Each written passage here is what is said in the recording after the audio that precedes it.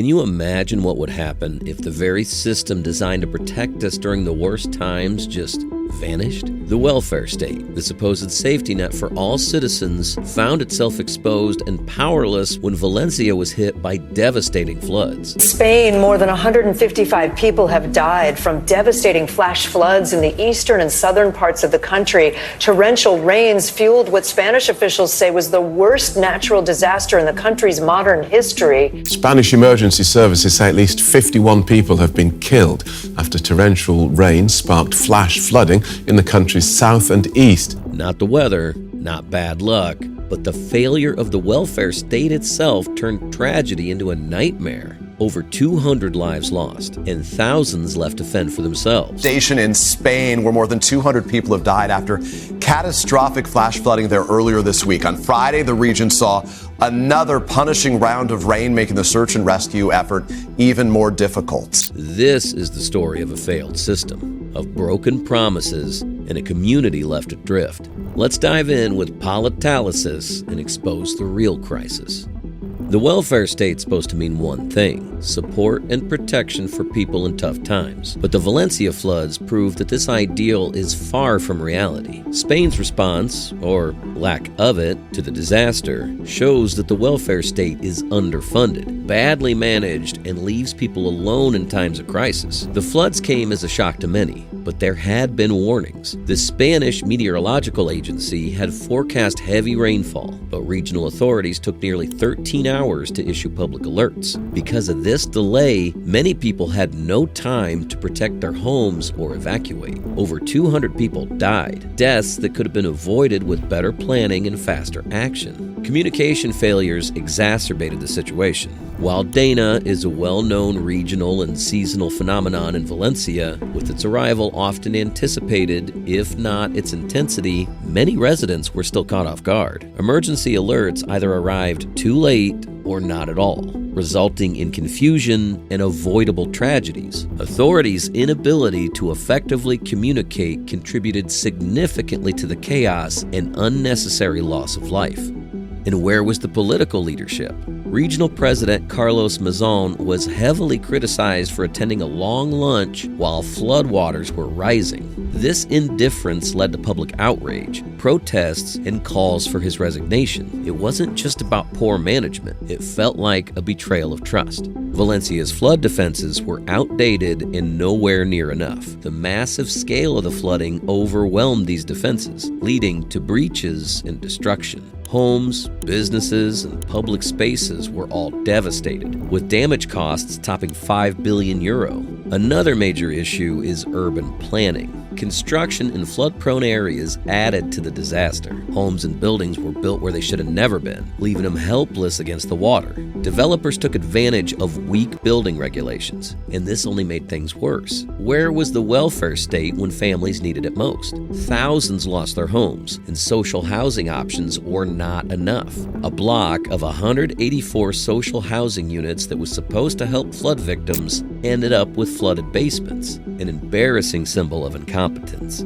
Education was also heavily affected. About 16,000 children couldn't go to school because their schools were damaged. Their education was disrupted, showing once again how the system failed its most vulnerable. Healthcare centers were flooded too, making it hard for people to even get basic care. On top of that, the risk of waterborne diseases loomed. The economic impact is huge. The industrial sector alone suffered over €4.5 billion in damage, with factories and warehouses underwater. Supply chains were disrupted, and whole industries brought to a standstill. Agriculture, another important part of Valencia's economy, was also hit hard. Thousands of hectares of crops were destroyed, leading to an estimated €2 billion in losses. Farmers are left with nothing, and the effects will be felt for a long time. The floods also showed how outdated Spain's economic support structures are. Financial help for affected people and businesses have been slow, tangled up in bureaucracy and red tape. Promised relief has not arrived, and people are suffering as they wait. With the government failing, it was the community that stepped up. Thousands of volunteers organized themselves, rescuing people and giving out supplies. Grassroots initiatives tried to fill the gap left by the welfare state. But while these efforts were heroic, they were not enough to make up for a system that had failed. The lack of coordination from the government made things worse. Volunteers worked in chaotic conditions without support, leading to inefficiencies and putting themselves at risk. The political fallout from the floods has been severe. Protests have broken out across Valencia, with people demanding accountability from those in power. President Carlos Mazon has faced calls to resign, and even the central government has criticized the regional response. Instead of taking responsibility, leaders have pointed fingers at each other, accusing the central government of not providing enough help. As Sanchez put it, this blame game has only made people trust the government even less. People are tired of excuses. They want real action, accountability, and solutions. The welfare state should be a safety net, but in Valencia, it was full of holes. Let's also look at the broader picture.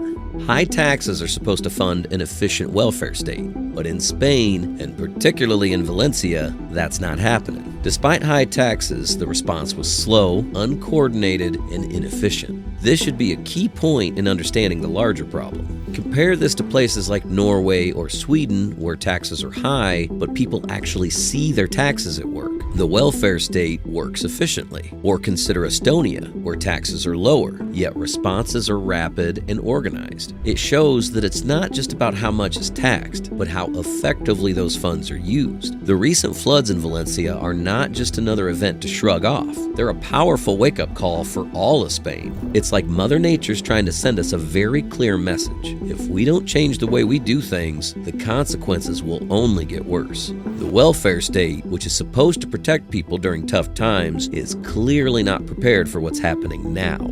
It needs a complete overhaul, a total makeover, if it's to keep people safe during these dangerous crises. This means we need big changes, and we need them urgently.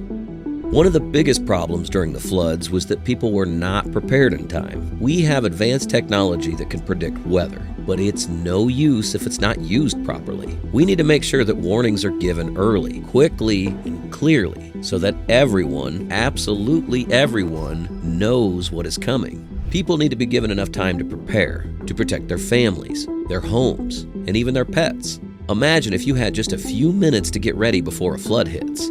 It's not enough. The warning systems must be improved so that no one's caught by surprise. For instance, over 50% of residents in the flooded areas reported that they did not receive any warning until it was too late. Investing in new, early warning technologies could reduce damages by up to 30%. Flood defenses are like the walls that keep the bad things out. Right now, those walls aren't strong enough. They're old, weak, and not built for the kinds of extreme weather we're seeing today. We need to seriously upgrade these defenses, make them bigger, better, and tougher. This isn't about just building bigger barriers, though. It's also about making sure new buildings are placed in safe areas. Too often, houses and buildings are built in places that are prone to flooding, which puts people in danger from the start. Urban planning rules must be stricter, and those rules must be followed properly, with no exceptions. It's time to stop putting people at risk because of poor planning. Approximately 40% of the damaged buildings were constructed in known flood risk zones. By enforcing stricter building codes, we could save millions of euros in damages each year.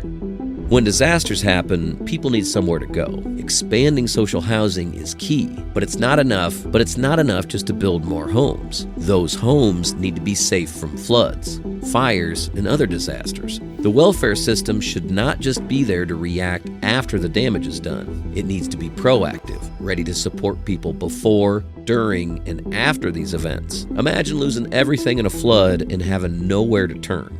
The welfare state should be a safety net, not a last-minute scramble. In Valencia, over 1,500 families were displaced, and many had no immediate support. Increasing social housing capacity by 25% and ensuring these homes are disaster resilient would go a long way in protecting vulnerable communities. Neighbors helped neighbors, and strangers helped strangers. It was inspiring, but it was also clear that it could have been much more effective if it had been better coordinated. The government needs to bring community groups into their official plans, train them, and make sure their efforts are safe. When people work together, amazing things can happen. But without guidance, it can be chaotic and even dangerous. Imagine a well-trained group of community volunteers ready to help in an organized way.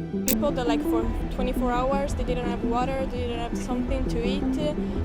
Having to see something like this, having to see people like not receiving help for this much time, why is nobody coming? That's what we need for the future. During the recent floods, over 10,000 volunteers offered to help, but only about 20% of them were effectively utilized. By training community members and creating coordinated response teams, we could maximize these incredible efforts. It's easy to make promises, but when a real emergency happens, actions speak louder than words. There should be clear rules about what's expected from leaders during these times, and if they fail to protect the people, there must be real consequences. People's lives are at stake, and leaders should not be allowed to just walk away from their responsibilities without facing any repercussions. During the Valencia floods, over 75% of affected residents felt that the response from local leaders was inadequate. Clear guidelines and accountability measures need to be put in place to ensure that leaders act in the best interest of the people. If Spain wants to protect its people from future crises, these changes need to happen, and they need to happen soon. The welfare state must be strong, the people must be prepared, and the leaders must be accountable.